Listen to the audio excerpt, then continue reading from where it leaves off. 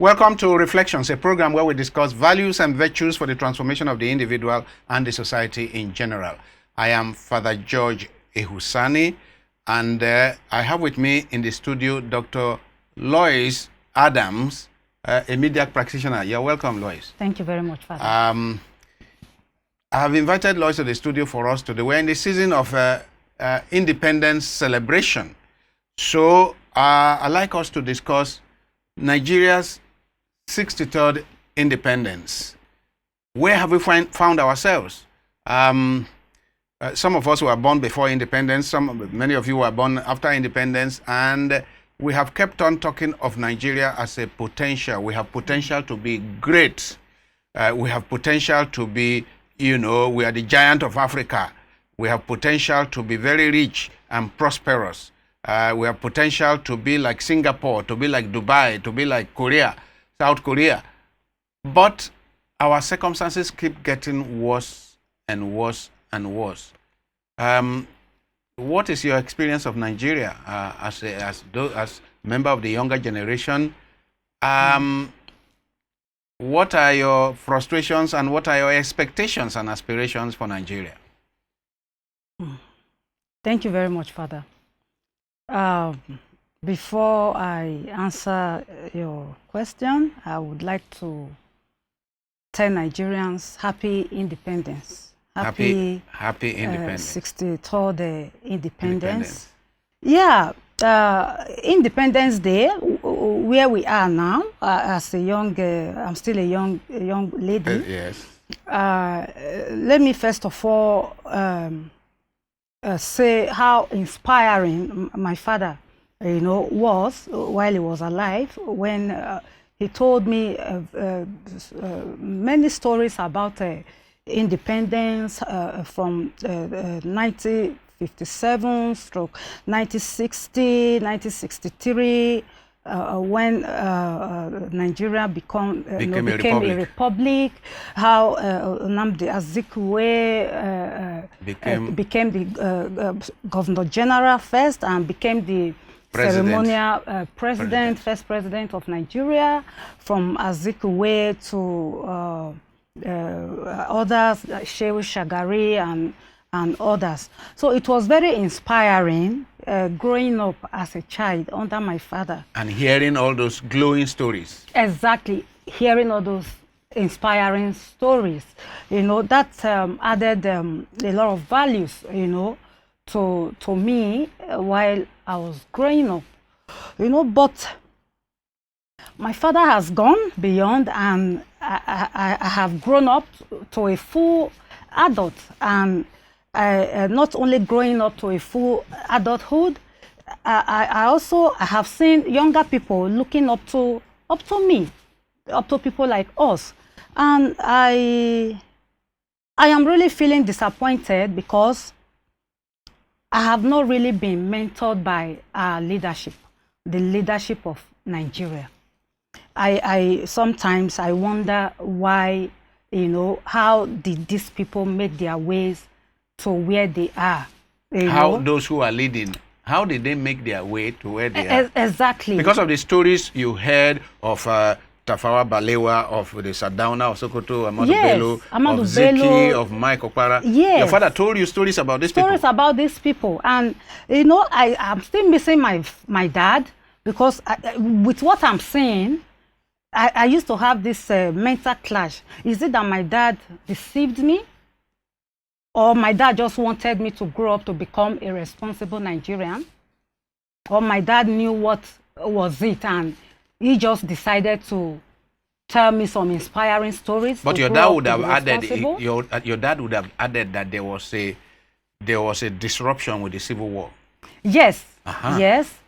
That is where something disrupted the kind of... Exactly. He told me about the unity of Nigerians, how Nigerians were united, and that was what led to the independence.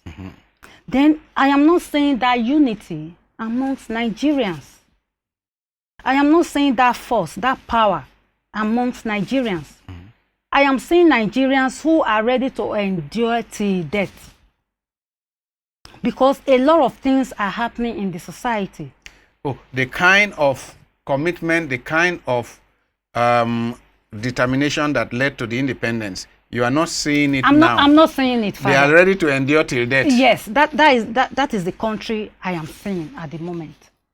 Not the country where people will fight for their freedom. Not at all, because when a group of Nigerians, that those who are still eager for change, those who are getting tired of the situation, when they come together, you see other groups form against them. To counteract them.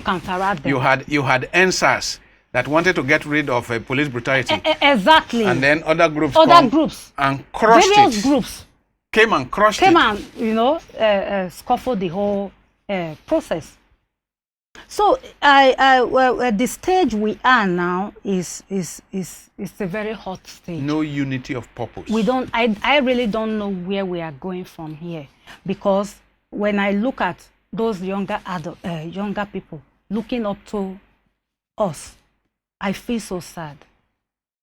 Because in 5 years ago, when I went into various communities to meet students from secondary school, the question I asked them is, after school, where would you want to be? 99% of my result was that they want to go abroad. 95% of the young secondary school children, their aspirations is to Japa. To leave this country. To leave the country. They don't see a future. They don't see a future in this country. So when I ask them, what are you going there to do? More than 70% couldn't answer, give answer to that question. It's just to go. It's just to go. They don't care if they are going to die in the sea, on the road. They don't care. And you see most of these parents to these children, you see parents selling their properties, what they've labored for, to send their children abroad. So the parents have lost hope. Young people have lost hope. So that was what led me as an adult, because they keep telling us youth are the future of tomorrow.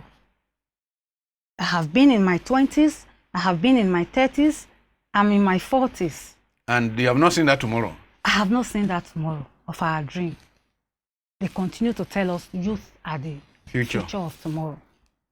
When I look at my children, I don't know what to do. So I went into communities. I established a literary club where this younger talent can be groomed. Because I used to tell my friends that I won't be fulfilled if I die without making impact in the younger generation. Because we no longer believe in our leaders. We can't rely on them. So it's almost like everybody to himself. Everybody to himself. We have no confidence in the leadership. Father, just pray that nothing happens to you in Nigeria. That is when you will know the country, what do you mean I should pray nothing happens to me? What is it if something happens to you? I'm sorry, let me talk about the police force. When the crime happened, it's a case of the more you want to know, the less you know. The more you want to see, the less you see. The way the case will be handled, you will feel for this country. It may even be the person who went to report that will now be that will not be the victim. So it goes on and on and on. You see, the problem is that Nigerians, we also we blame the leadership of this country, but some Nigerians are the ones projecting these people. They will come, you only see them during elections. They will come, they will become friendly people. They will become saints during elections. The moment INEC announces a timetable for an election, politicians are everywhere, deceiving our people. In my state now, they have come together because INEC just announced a timetable for Edo State election. They are coming together now, but I am feeling sorry for my people. There was a statement I made. I said they are coming together again, but I am feeling sad for my people, because the people will embrace them and forgetting, you know, the past, how they have come in the past to deceive them with empty promises. My father, when I was going, my father told me I should never lie. My father told me I should say it the way, you know, it happened. And those are the values I am still holding on to. And that is why I am getting more frustrated in my own country. Your father told you that honesty is the best policy. It's the best. And what you are seeing, it's far away from what I learned from my father. So it's frustrating. So I am one of these Nigerians who is very frustrated. And that led me to grooming the young adult. I don't pass a young adult, and I don't just pass. I pass and leaving, you know, a positive impact. So your own attitude to what is happening, your approach is to say, let me do something, just as your father did to you. Your father gave you values. Exactly. You even wrote a book on it, right? Exactly. Tell us about the book. I wrote a book with my dad. The book was supposed to be published 6 days before his demise, and it talks about morals, values. The values, those virtues that parents instill in their children. You have mentioned honesty, truth. Can you mention some other values that your father taught you that perhaps you included in that book? Yeah, my father taught me and my siblings, you know, that we should go for the best. Excellence. It didn't just excellence. It didn't end there. He told me, make sure you don't go for things that will drain you as a citizen. Make sure you don't go for things that will put you into trouble as a citizen. Mm-hmm. Be a good citizen. Be a good citizen. Live a life that will be inspiring. Make sure you inspire younger people. Mm-hmm. Because he told me, I am inspiring you. Make sure your lifestyle is an inspiration to younger. But that is not what we are saying. Because when we talk about good governance means, okay, the people have sent these people. Go represent us.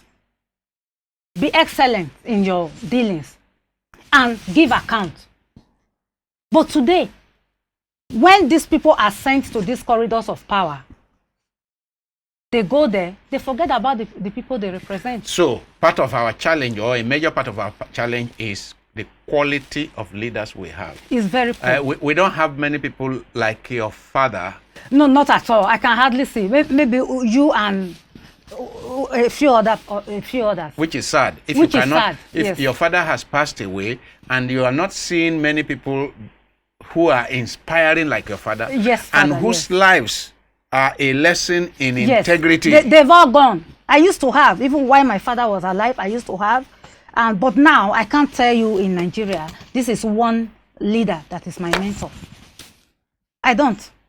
I tried to make some, but when you make, imagine when you look up to somebody and after some time it disappoints you. Oh, I mean, I say, for example, that it is such a tragedy and major trauma in the face of our young people when today you see a governor with all the sirens, with all the paraphernalia, and then the next day is in EFCC net. That is another angle. When today you see a senator and then the next day ICPC. Yes, look at the CBN governor.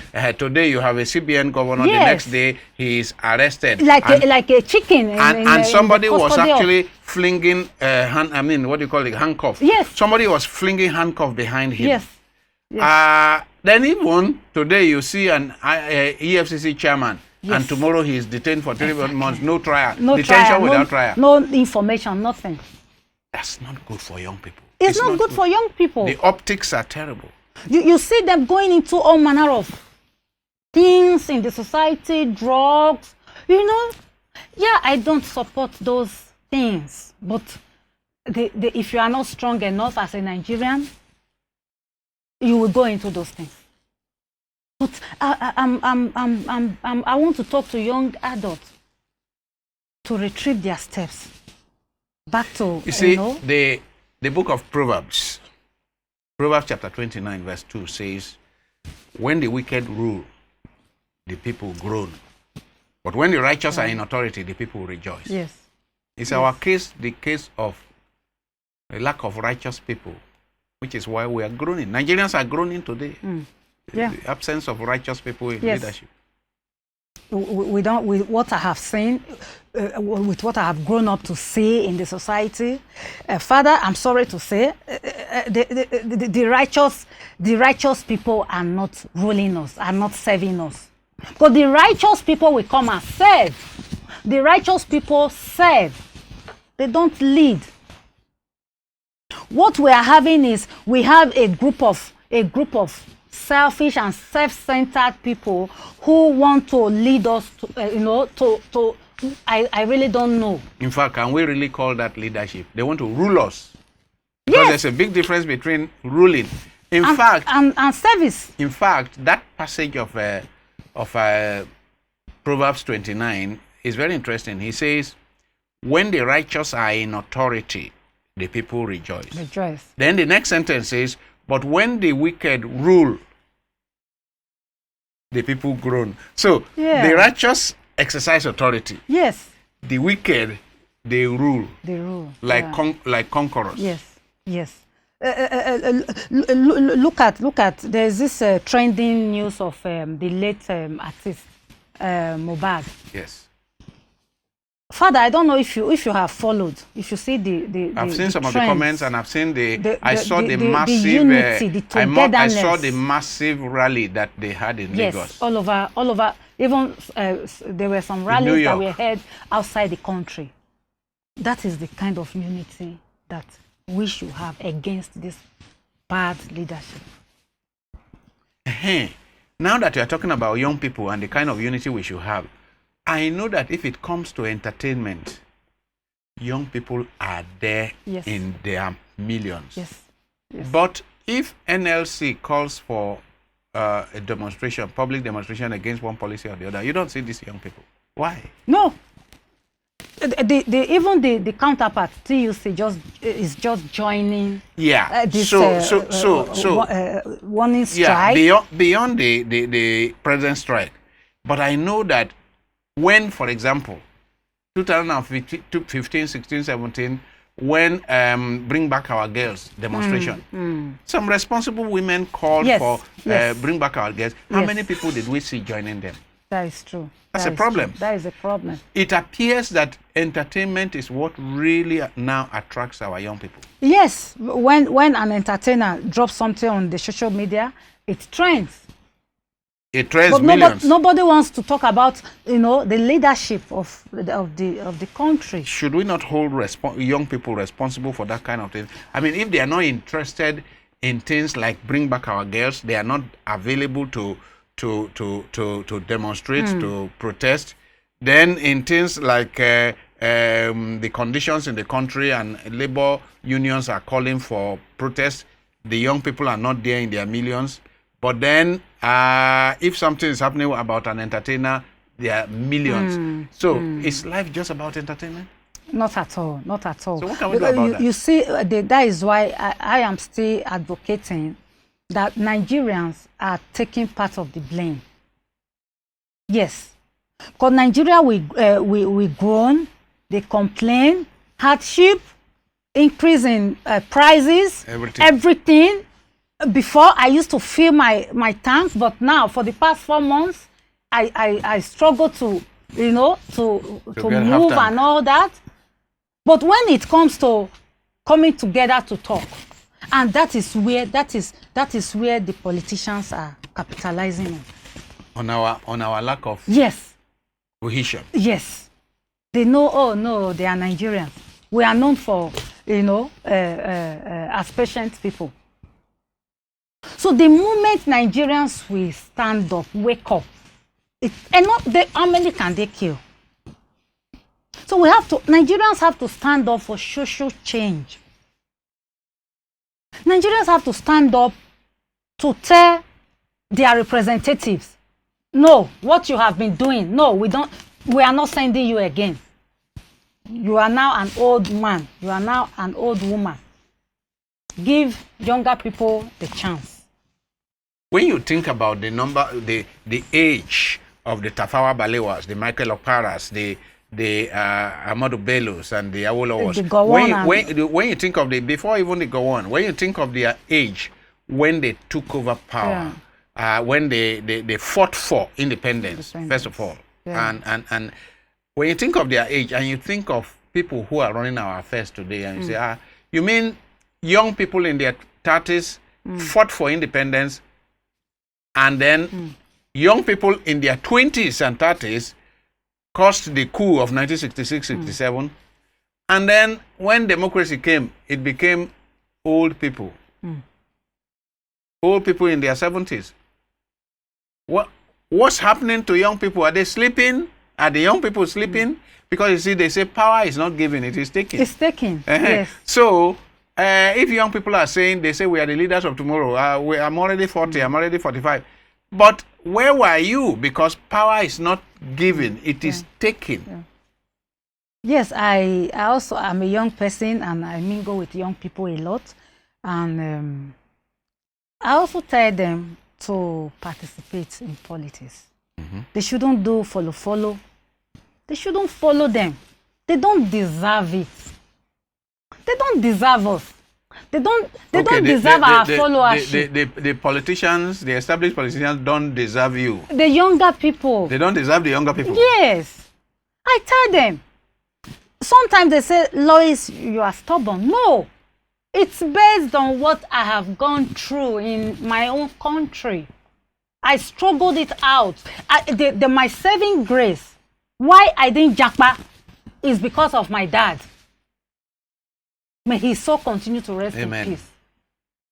The values, the virtues my dad instilled in me, they are so enormous. Those values are taking me through. I have seen where politicians lie, they lie, and you will not see it in their tongue. You won't see it in their tongue. You can imagine this is somebody that is representing a community, a state or something. What they say here today is different from what you see tomorrow or in the media. You see a politician come into his community and tell the people follow party A. He will win the people's hearts. He or she travels to the city or wherever. They give him money or something, bribe or something, influence. And he changes party. He changes his mind and he goes back to his community to say, now you are following, it's now party B that is better. And then he wants the people to just follow him again, like sheep. The people will follow. Politics without principles. Without principles. So there is no integrity amongst our politicians. And my father also taught me how to respect my elders. Father, I'm also sorry to say that I don't respect our Nigerian politicians because they have nothing to offer. I mean, nothing. Hey, wait, is it blanket? I mean, there must be, you must have met a few politicians here and there that, yes. That are examples. As a journalist, as a media person, as a writer and author, I have met quite a number of them. When you can't even engage a politician, you can't even engage your leader. Some of them you have no access to. I have access to most of them, but they have nothing to offer. Where you bring to the table ideas, as in real ideas that will help the people, that will help their communities, they put it under the carpet. They will rather follow things that will benefit them against the people. Let's balance things. Are you saying that in the last 10 years or so, as you engage different politicians as a journalist, that you don't have, I'm not asking you to name names, that you don't have good examples? Oh, this one is a good politician. This one is a good politician. This one is an exception. It's nice. This one, you don't have many such. No. No wonder my father resigned from politics. My father was a politician. He resigned from politics? He resigned from politics. And that was when he sat me down and he told me quite a number of things that then I didn't understand, but now I know better. He resigned from politics. So I'm now recollecting, trying to understand why my father resigned from politics. So, as you engage with, you say you do engage with young people to inspire them. As you engage with young people, what can you itemize the values that you are teaching them? Yes. Just to mention, we have already discussed truth and honesty. Yeah. And you are saying many of the present politicians are not truthful, are not honest. Exactly. What are the other values that you teach the children? Yes, I have met, I have even gone beyond Nigeria. I have gone to Asia countries. I have met Nigerian students over there. And in the beginning, it wasn't easy for me. They were so hostile that they even saw me as a politician. They said, oh, they sent you, you've taken our government money, you've come here. So those schools administrators had to help me to inform them, intimate them. No, I am on their side. What did I go to do there? To tell them after their schooling, they should come back to Nigeria. And develop Nigeria. And develop Nigeria.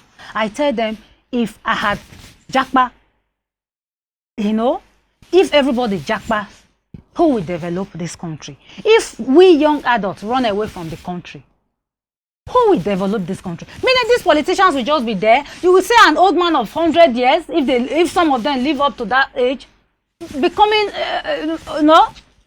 being there and messing up us the more. There is already a mess that we need to clean up. So even in our literary club, I tell this young adult, we've made a lot of entrepreneurs from our literary club, to the extent of, getting their business names. Some are into entertainment, music. Some are into crafting. Some are into helping some paintings. to publish their writings. Yeah, some are into writing. Some are into public speaking. Some are into dancing units and all that. So we have these various units in our literary club. We meet every time. We're even having a seminar tonight. So that is where I talk to them. Those values that I grew up with, that were instilled in me, I also try to instill them. With the little you are doing and the little that many other people are doing, as we end this program, what are your hopes for a better Nigeria? Because we're celebrating our independence. So what are your hopes for a better Nigeria, in spite of all the mess of the past? Because you are doing all you are doing because you do have some hope. Yeah. So how do you see Nigeria in another 10, 20 years? Yeah, before I say that, if I want to say that if we continue like this, we will go nowhere. But yes, I see the Nigeria of my dream in the next 10 years. I want a Nigeria where the people will be, we set the pace. Where Nigerians will say, this is the person we want. The people will determine their leaders. Yes, will determine their leaders. Right now, it's not exactly so. It's not exactly so. And their leaders, not only determining their leaders who lead them, leaders that will give account, that will be accountable to the people. I look forward to a Nigeria where the people will determine their leaders. Yes. And that the leaders will be accountable to those who elected them. And I want to see a Nigeria where young people will be active, where the elders will stay home and listen to their children. Where the elders will be consultants, give advice, exactly. But young people are running the affairs of the country. Actually, the way the world is changing now, the pace at which the world is changing, a 70-year-old, 80-year-old, they really will find it difficult to know how the world works. It is people in their 20s and 30s that should really now be at the center of, so that those of us who are older will just give advice. Just give advice. Yeah. Yes. Yes, I also I visit older people. I run a foundation that also caters for elderly people. You know, I don't want to mention names here. I don't know if it's allowed. You know, there are some elders in Nigeria that when I visit, I tap a lot of wisdom from them. Of course. I have been to your office this morning before this interview, and you engaged me. That had this very active impact in me. By the time I leave here today, I'm like a renewed personality. That's how it should be with every elder. That is what I want to see. Not parading themselves in the corridors of power, using siren, intimidating people, men, women who are old enough to be my parents. You chase them off the road. Messing around. So that is the Nigeria I want to see in the next 10 years. And we pray that in another 10 years, when we are celebrating Nigeria at 73 years, some of these your aspirations will come to materialize. Amen. That we will see more young people, yes, forward-looking young people occupying positions of authority, and competing with Singapore, competing with Korea, with Rwanda, yes, with America, it's with possible, Britain. yeah. And it is possible because we have talented young people. We are talented people. On this note, I'll bring this to an end. I've been speaking with Dr. Lois Adams. She's a media practitioner, and also she is mentoring a lot of young people in making Nigeria better, using values, using the value of honesty and truth and commitment to the common good. May the good Lord help you so that these various initiatives you have will bear fruit for a better country. Amen. Amen. Thank you very much. And happy Independence celebration to everyone. Yeah.